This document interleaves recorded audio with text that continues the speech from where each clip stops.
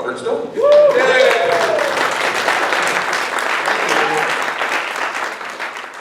How many of you have seen the film? Yeah. All right, my kind of people. How many of you have seen it more than once? Yeah. All right. You know, I always joke that thorium is the gateway drug to being pro-nuclear. And you know, the fact that it is true, and the fact that it is true tells you so much about this very question about public perception. If you were at a dinner party and you start talking about uranium and plutonium, and you can power the world with uranium and plutonium, most people I know would just toss me out in the street. But if I talk about thorium, suddenly they go all doughy-eyed and like they listen to you. Now why is that? It's indicative that this is a psychological problem more than it is a political problem or a technological problem. So I'm Robert Stone. I'm the director of Pandora's Promise, which is a documentary that chronicles the conversion of a number of high-profile environmentalists from being anti-nuclear to pro-nuclear, really in light of climate change and how their thinking evolved as they became more and more concerned that conventional solutions advocated by the environmental movement for climate change really weren't working. We need to think something else, need to think outside the box. And the more they looked at it, the more they liked it, and the more they realized that what they'd previously thought about it was wrong. And their process of conversion on this issue very much mirrors my own. Went to a lot of environmental film festivals, talked to a lot of environmental groups. The film is played in about 100 universities across the United States, about 50 in Canada. Really, I was influenced by Stuart Brand, who I've known for a long time, and my previous film featured him prominently. What sent me on my journey, which is the question is often asked, can you be an environmentalist and be pro-nuclear? And in light of climate change, can you be an environmentalist and not be pro-nuclear? And I think that really struck me as being true, and I was thinking about that most of the time when I was making this film. It's not a technological problem that we need to solve, and in many ways it's not a political problem. It's actually a psychological problem in decoupling nuclear weapons, which was the great existential threat of my generation, from nuclear power, which is the great promise to solve the existential threat of your generation. And that's kind of what the film is about. And I don't know how many people know about the Sundance Film Festival, but it's kind of an environmental hotbed. Left liberalism, run by Robert Redford, is a lifelong environmentalist and anti-nuclear activist. Two lead programmers of the festival who have been anti-nuclear their whole life saw a rough cut and completely changed their mind. You're in a new film that was just at the Sundance Festival called Pandora's Promise. You and a couple other people come out as pro-nuclear energy. Yeah. That's liberal heaven out there. Can you actually say pro-nuke around people like that? Because legally Redford can hunt you for sport. I had a long track record with Sundance, having been there with my first film, which was an anti-nuclear film, Anti-Nuclear Weapons, Radio Bikini, many years ago, about Bikini Island. And my last film that was there was a film called Earth Days, which was a history of the environmental movement. So there was a lot of curiosity about this movie, to say the least, that I would come there as this sort of anti-nuclear environmentalist and with this pro-nuclear film. So on opening night, I polled the audience and I said, how many of you would, if you stopped on the street, would consider yourselves anti-nuclear? It was about 80%. I was surprised that 20% actually admitted to being pro-nuclear at Sundance, but they raised their hands, Q&A after the film, and I asked the same question, and that was the response. Wow. Now, this is stunning. This was stunning. This just does not happen, folks. It was weird. And nobody associated with the film, none of the funders of the film, none of us expected that kind of a turnaround. And the other thing that was great is that so many people who considered themselves anti-nuclear would actually come to see the movie, because most of the time people go see movies that comport with their ideological beliefs. In this case, people have come out to see this film, not just at Sundance, but everywhere, who are against it. And I've done this kind of polling wherever I've gone. This is even at environmental film festivals where the film has won many top awards and stuff like this. So why is this? I do have empathy for the people who disagree with me, because I was that person, And I don't think that you're necessarily evil or stupid or got your head screwed on wrong if you're anti-nuclear. I think you've been misled, as I was, and you believe a whole series of things that, if you add them all up, make perfectly logical sense for your position. But if you unpack it, because I understand where you're coming from, because I went through the same process, you can reach people. I'm not coming at this saying, I love nuclear power the way a renewable energy advocate would come and say, well, I love solar, I love wind because it represents X, Y, and Z and fits into some broader ideological scheme. I'm just saying this is a tool to solve a problem that you and I care about, which is climate change, okay? There's also the conversion narrative, the idea that the people in the film, and myself, I used to think like you. And I changed my mind, and that story of how I changed my mind engaged the audience to go through that same process themselves. So we're not saying you guys are wrong and getting into a confrontation and saying, well, this is all the data points that proves you're wrong in a kind of a debate situation, but we've been misled. The leaders that we believed in, the people that we trusted to provide us information about climate and energy and renewable energy and nuclear energy, have misled us. I could go down the list of a number of leading environmental activists who can reach millions and millions of people, who have privately told close friends of theirs that they know nuclear needs to be a part of the solution, but they will not say so publicly because it'll undermine their position as a leader of a big movement. You know, it would. They think it's too risky to come out and say, but they know that that's actually true. But you know, in a debate with me, they'll rip me to shreds. You know, try to. We didn't take any industry funding, that we were completely independent. We were very, very careful about it. I mean, I was certainly accused. You go on the web, you know, there's tons of stuff about how I took money and I'm a bought and paid for stooge in the nuclear industry, but that really didn't fly, and we were very careful about that. Chicago Tribune, the most important environmental documentaries in Inconvenient Truth. Then Bobby Kennedy, it's an elaborate hoax, everything about it is a lie. And my absolute favorite, Cosmic Douche Vortex, from Grist magazine, the most wonderful quote ever. And the guy in the review actually says that he didn't actually watch the movie, which I love. The film hasn't been seen by a lot of people, and it wasn't like an Inconvenient Truth, because I didn't have an Al Gore, but it got seen by a lot of very important people and influencers. We had, I think there were 7 articles in the New York Times about the movie, which is extraordinary. So it got a lot of media attention. It was seen by a lot of influential people. Now, the film was picked up by CNN, and in the week leading up to the broadcast, 4 of the world's leading climate scientists came out and wrote an open letter supporting the contention in the film that nuclear power is absolutely essential if we're going to solve climate change. So that became the story that week.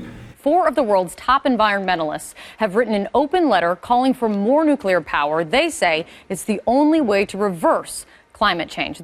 Well, look, I know the folks who wrote the letter. These are good-hearted people. They're well-intentioned people. First, what's the cheapest? What can actually come online and be affordable here in the U.S. and around the world? What's cleanest? What reduces emissions the most or produces no emissions when you power it up? And then also, what can come online quickly? And of course, we have to look at what's safe. Nuclear power, if you apply those tests, comes in either last or almost last in almost every category.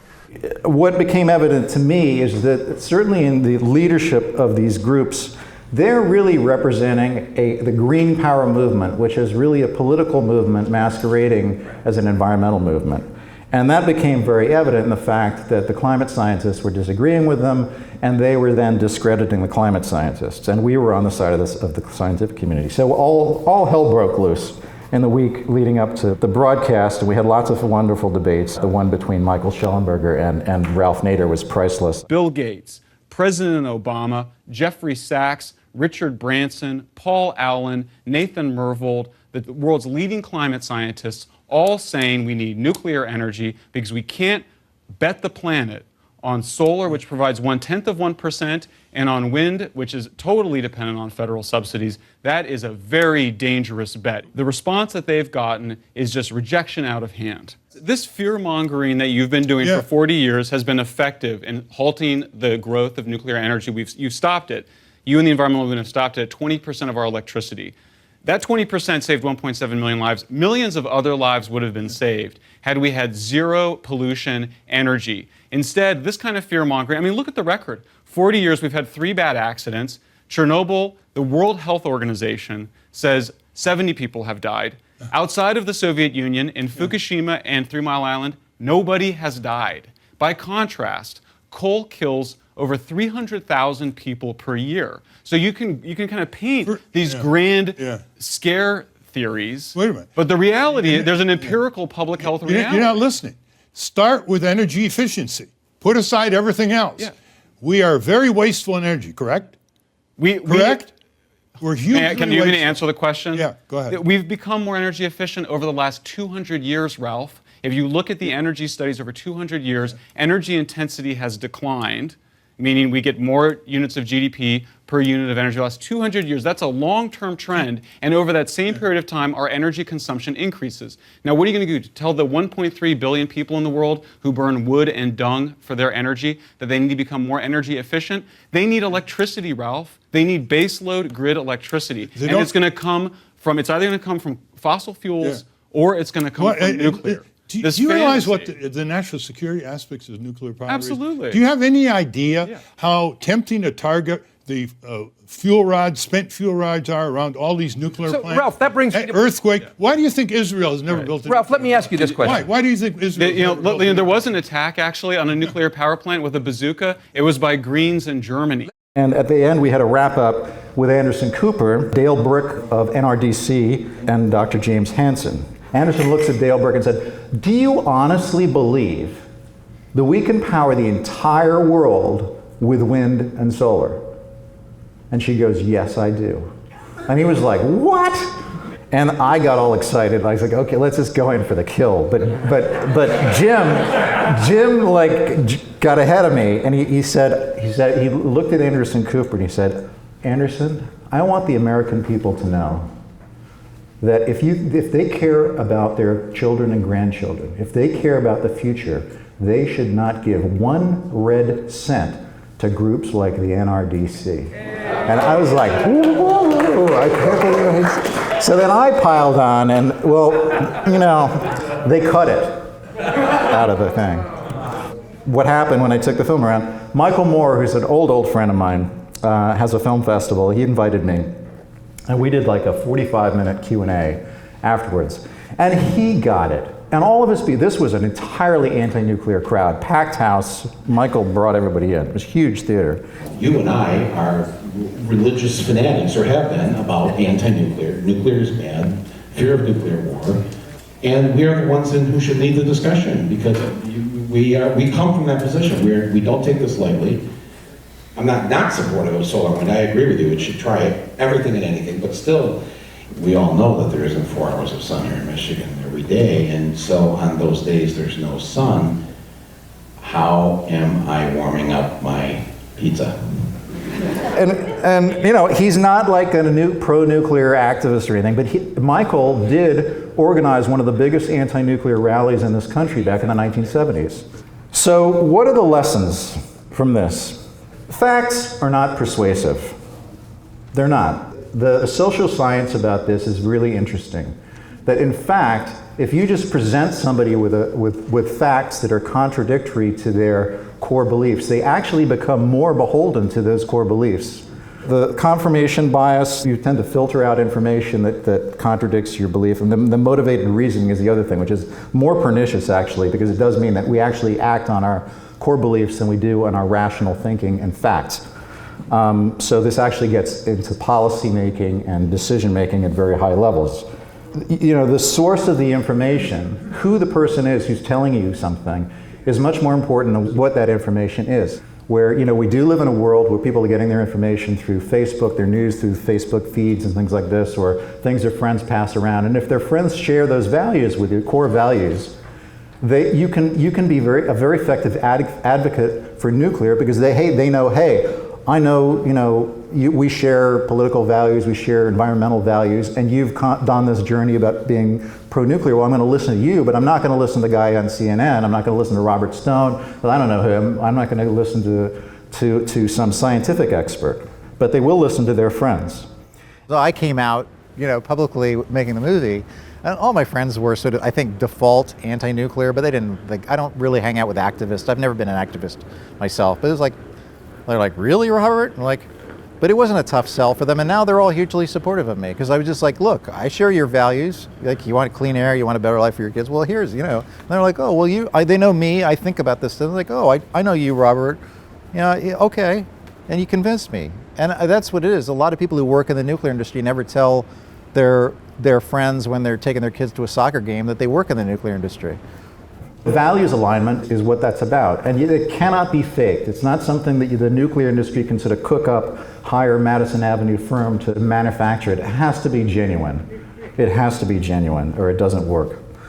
So if you're going to be out there, as I think everybody in this room is on a daily basis in their interaction with people, and be an advocate for nuclear power, you need to understand what your opponents think. The only way you can believe this is if you're in the pay of the nuclear industry or you're crazy, right? I think you've probably all heard that. I certainly have.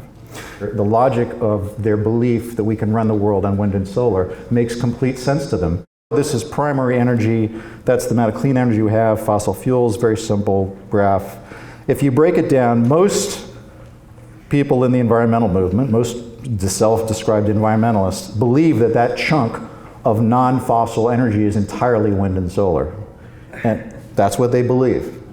So all of this opposition is really based on a bunch of environmental assumptions that are wrong. And there are assumptions that I had, and was part of what led me to make my film Earth Days. Actually, I believe this stuff. Is that we're running out of fossil fuels, then eventually all of these alternative sources of energy will become much more cost effective in relationship to fossil fuels.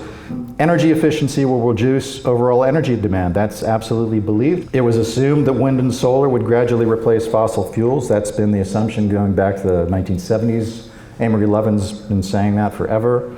And the environmental movement has put all its eggs in the basket of a climate treaty that everybody's going to say kumbaya and reduce carbon emissions. And then I think a really important one that's been discussed today is the idea that more energy leads to more environmental destruction. So the assumption was there was the end of oil. We've put so much of our technological prowess into finding more and more oil that the cost is low. Energy efficiency will reduce overall energy demand. That's absolutely believed. We've been improving energy efficiency since the beginning of the Industrial Revolution, and we keep using more and more energy. This light bulb, when everybody's got them, is a quadrupled efficiency bulb. That'll displace 24 power plants. Fluorescent lights will displace 60 big power plants. 10 other things you do to motors save 70 big power plants. Just these three things. There goes every nuclear plant we have. Energy efficiency, well, the more productivity we get per unit of energy, the lower that cost of energy, the lower that cost per unit of energy in terms of productivity, the more energy we use. It's Jervin's paradox or the rebound effect. So energy efficiency gains are largely offset by energy use elsewhere. Not in any particular thing. Your refrigerator is much more efficient than it was 30 years ago, so you use less energy for that. But more people have bigger refrigerators. Do you have a television? Well, yeah, we have 2 of them. You must be rich. Oh, honey, he's teasing you. Nobody has 2 television sets. So air conditioning is a classic example of that. Growing demand, this is Rio de Janeiro. The world needs more energy. They're going to get energy. We are adding the energy equivalent of another Brazil to the planet every year. Every year, adding another country the size of Brazil in terms of energy use. Is, man plus energy, is that a bad thing? Well, actually, more energy lifts people out of poverty. It allows women to get an education and enter the workforce. It lowers birth rates. So high energy societies are wealthier, healthier, better educated, and better stewards of the environment. So it's exact opposite of one of the core beliefs of the environmental movement, which is that if you provide humanity with more energy, they will run amok and destroy nature. And in fact, what has been proven to be the case, certainly over the last 40 years, is the exact opposite is true. So the assumption on the part of the environmental movement is that we are facing a political problem that can be solved like the civil rights problem, the gay rights problem, any other kind of social movement that we've lived through, and that you need to go out into the streets and demonstrate against the forces of power. In this case, the forces of power are the big oil companies. Like what the environmental movement did to nuclear, regulate it to death and use lawsuits and all of this protests. This is what they're now doing to the fossil fuel industry as an attempt to change the course of how we use energy. But it's very difficult to legislate CO2 out of existence unless you've got a viable alternative to replace the fossil fuels. So, I applaud President Obama, what he's doing, but we need something to replace the fossil fuels that we're trying to tax and regulate to death. So it's a complex thing, and I think one of the real objections that I have to the way the environmental movement is approaching this problem is to say it's not us. It's not me, it's not my consumption of energy. It's the oil, it's a conspiracy of the big power, big elite, big corporations, stuff like that. And you can see the same thinking has been going on for decades and decades. But climate change is a different problem than solving pollution, solving water pollution, air pollution, like it was in the 70s. So the key arguments against nuclear is it's unsafe, proven by Fukushima and Chernobyl, which we all know killed millions of people, right? There's a toxic legacy, it's immoral. The toxic waste is mountains of it, it's absolutely immoral. It's expensive and just getting more expensive, whereas renewables are just cheap and getting cheaper. And it's not disruptive to the existing energy paradigm. And this is a core motivation of the environmental movement, is that we don't just want to replace fossil fuels with nuclear and have the same big centralized power plants and the same corporations. We want a revolution. We want to change the way the world works. We want to democratize energy. We want to completely transform things. We don't want to just replace Peter with Paul, right? And the number one reason to be against nuclear is it's unnecessary, because who needs it? Because we got wind and solar. But there's a romantic vocabulary that goes with renewable energy. Living in harmony with nature, it's safe, it's free, it's democratic, it's localized. It has an overarching narrative to the renewable energy dream that's very attractive, that advocates for nuclear energy need to find that narrative, need to find that dream, need to have that positive overarching vision that goes beyond simply the technological aspect and saying, well, it's safe, it's not that bad, it's not as dangerous as you think it is, right? But it's got to be something more than that. Germany is always held up. Tom Friedman the other day, New York Times, brought up Germany as an example, saying that Germany is 30% wind and solar. Most self-described environmentalists believe that chunk is entirely wind and solar. Renewable energy. Wind and solar, wind and solar, wind and solar. 16% total is the reality of it. Now, this is a really interesting graph. On the best day, they're doing pretty well midday, right? But on the worst day, in January, you got nothing. But this is what everybody forgets. As if the planet stops rotating, the clouds part, and Germany is baking in the sun, because the sun shines on Germany 24 hours a day, right? Well, a question that can be asked if you're an environmentalist is, brown coal is the dirtiest fuel on the planet. The worst. If there's one source of energy I think we could all agree on that we got to get rid of, it's brown coal. Well, what was the percentage of German electricity that came from brown coal in 2013? Does anybody guess? 26%. Yeah. Now, what was the percentage of German electricity that came from brown coal in 1993? Does anybody know? 12. 26%. Is that a recipe for success? Is that a model that we want to follow? But I applaud what they're trying to do, because Germany actually does have a vision. They actually have a vision. They have implemented it. They've gotten political support. They've got support for the political class, and they see it as a national goal to become green. And like we wanted to go to the moon. That's their national project, and they put a lot of money into it. So that's a good thing, but they need to be judged on what they've actually succeeded in doing, and right now they're just being judged on their good intentions and wishful thinking. But the good thing about what they've done is that they are providing a proof of concept about whether this is actually possible. And until somebody does this, and does it to the scale that Germany has done, in a country as industrialized as Germany, it would always be held out there as a dream.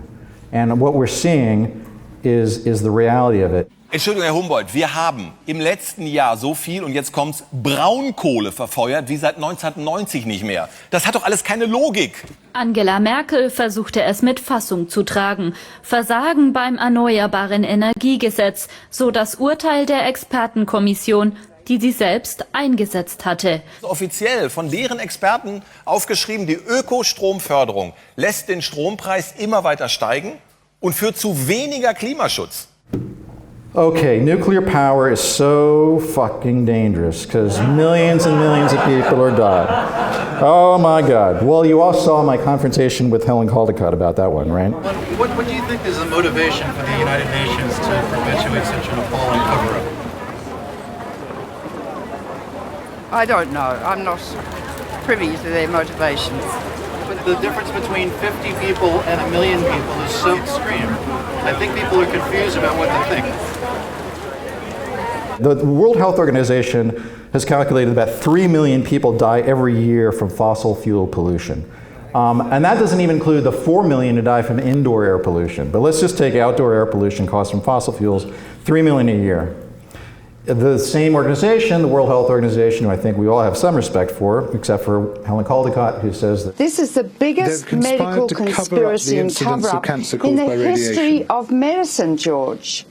60 deaths from nuclear, all of which took place at Chernobyl, okay? Now, if you extrapolate that over 50 years, the 50 years that we've had nuclear energy, and say there's been about 3 million deaths during all that time per year from fossil fuels, and I think that's probably conservative because we've cleaned up fossil fuels a hell of a lot. Are we burning more of them? Hell yes, but we're burning it a hell of a lot cleaner and safer than we ever did. So I think it's a fair thing to say, but what the hell, maybe I'm wrong by a few million. But anyway, if you do the math, that's 150 million people killed, premature deaths from fossil fuels in the last 50 years, and 60 from nuclear. And yet the entire environmental movement is up in arms against nuclear power and doesn't really, you don't see big pickets in front of coal plants. Oh, that nuclear plant down in South Carolina, how many years to license it, and then 10 years to build it, and so and you got to build so many nuclear plants around the world to power the world. You know, if you're going to build one power plant for 10 years, and then you're going to do another one for 10 years, and you do another one, yeah, it'd probably take a long time. Can we build nuclear power fast enough? France went from 20% nuclear, which is about where the United States is today, to 80% nuclear in 11 years using 1970s era light water reactor technology. And you know what makes this even more amazing is that in those 11 years, France effectively doubled the use of electricity. Home heating went from burning oil to electricity, public transportation, things like this. And is France such a bad place? How many people have visited France? Well, it's not so bad, right? Cleanest air in the industrialized world, lowest electric rates in Europe, half the per capita CO2 of Germany, huge export industry of nuclear technology, and I don't see people just dying in the streets. Now, another thing I constantly hear is we've got mountains of nuclear waste building up. And can you imagine if we power the world with nuclear power, how much more nuclear waste there will be? So now I always imagined like the Matterhorn of rusty oil cans with liquid green plutonium leaking out, like something you see in The Simpsons. Well, I went into the place in France where they store all their high-level nuclear waste. It's about the size of a basketball court. And they got these cylinders that go into the floor, about 1 meter wide, about 10 meters deep, stainless steel casing, and it's in vitrified glass, the waste. And that's all there is from powering the country for 30 years, okay?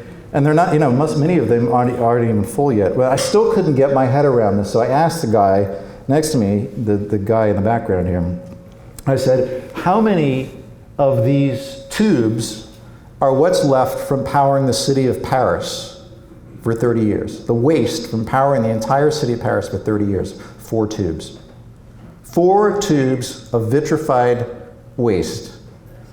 And you compare that to the just unimaginable amount of pollution that goes in the air to power a city the size of Paris with fossil fuels, and it just boggles the mind. Now, as an environmentalist, how could you possibly say that this is worse than fossil fuels or an anywhere equivalent horror? This is the amount of waste making nuclear power. the United States had produced in the last 50 years would fit in a football field. That's the 100,000 year stuff, the toxic legacy, the plutonium that's got to be buried in the ground forever. That's all the stuff that we're scared of. That's all there is volumetrically. Now, all of that can be used in advanced reactors to power everything in the United States at today's level, everything, including the transportation sector, for 1,000 years. For 1,000 years without ever mining a gram of uranium again. Did you know that? And I was like, no, I never knew that. People say, I never knew that. And when you present that to somebody who's been anti-nuclear their whole life, they go, huh? And they think. That's why thorium, do you know that you could power a reactor with thorium? They go, what's that? Well, they don't know what it is, but they know it's not uranium and then it's plutonium. It's thorium, oh, that sounds nice. I think in a 5-minute conversation, I can open somebody's mind, and talking about next generation reactors is the way to do it. Anti-nuclear groups, the thing they most attack most vociferously, if you see the attacks against my film, it's about the 4th generation stuff. It's like, this is bullshit, it doesn't exist, it's all exaggerated, it's all problems, it's like they've tried this for years, it's always been a disaster. They go after that because it's the most effective deconstruction. The future is not the light water reactor. The future are advanced reactor designs.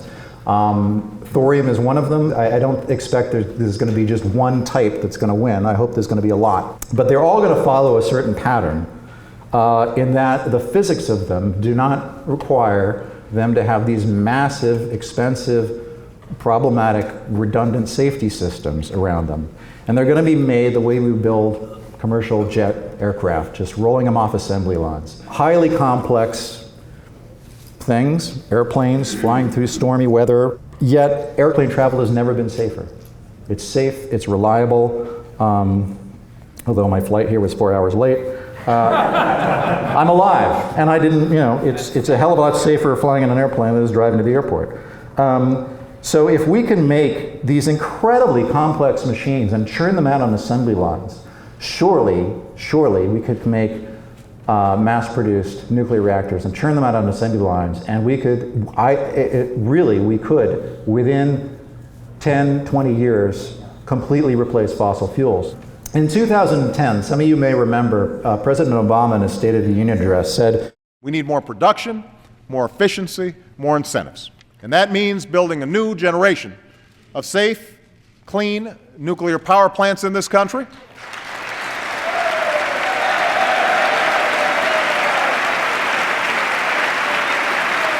And both sides of the aisle, Republicans, Democrats, stood up like he just talked about motherhood and apple pie or saluted the military. I mean, it was incredible. They don't agree on anything, but they agreed that new, safe, clean nuclear power plants was the way to go. Now, this is 1 year before Fukushima, granted, but it shows you the political class in Washington knows this is the way to go. And there's nothing about Fukushima that has altered the calculus of anything that I've just said. Fukushima happened when I was just starting production on this film. And I had done most of the interviews, actually, and it really didn't change a thing. The rationale for why we need nuclear is the same. And as Fukushima has played out, and we've seen that nobody has been killed, nobody's even gotten sick, and the exclusion zone is shrinking, and all of the dire predictions of anti-nuclear activists have not come true. Now they just make things up out of the blue. That argument, I think, is even stronger.